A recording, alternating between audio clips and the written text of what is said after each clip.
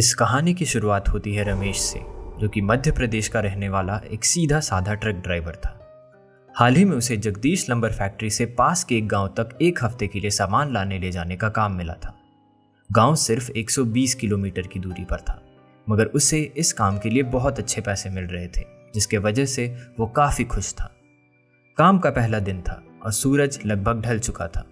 सामान के लोड होने के बाद रमेश ने ट्रक चलाना शुरू किया और घाटी के रास्ते से गांव की ओर चल पड़ा।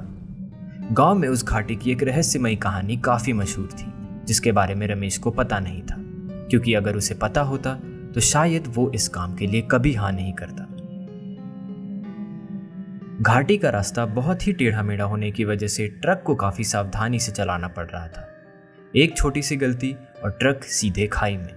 मगर रमेश को ऐसी जगहों पर ट्रक चलाने का सालों का तजुर्बा था।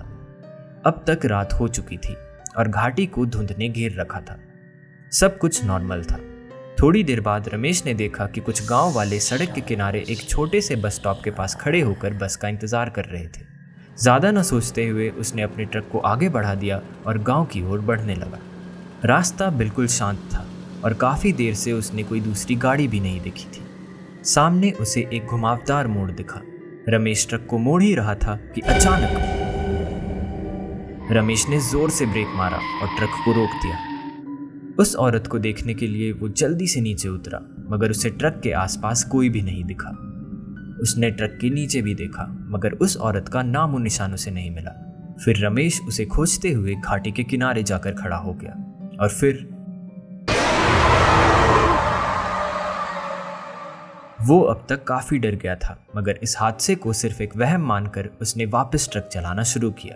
कुछ देर बाद वो गांव पहुंच गया और अपना काम निपटाकर सोने चला गया, मगर उसके मन में एक सवाल बार बार घूम रही थी कि जो कुछ भी उसने देखा, क्या वो सिर्फ उसका वहम था या फिर वहां सच में कोई औरत खड़ी थी।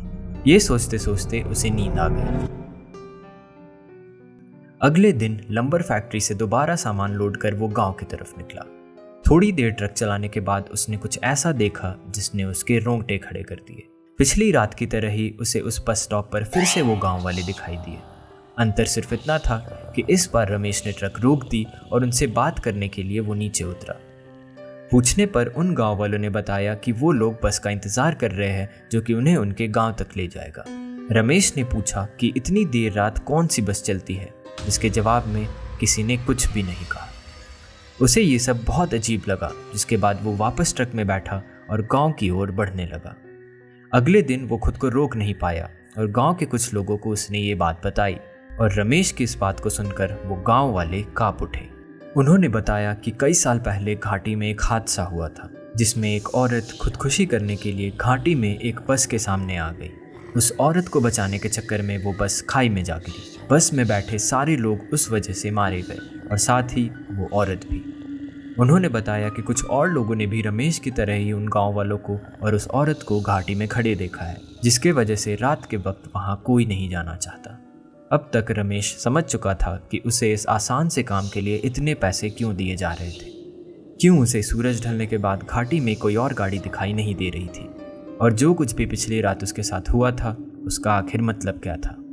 सच्चाई जानने के बाद वो थोड़ा उदास भी हुआ, क्योंकि वो उन गांव वालों के बारे में सोच रहा था जो कि आज भी अपने घर लौटना चाहते थे, मगर उस औरत की वजह से कभी लौट नहीं पाए।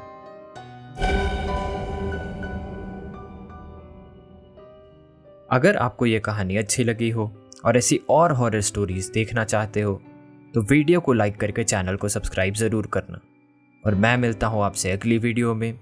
तब तक के लिए गुड बाय।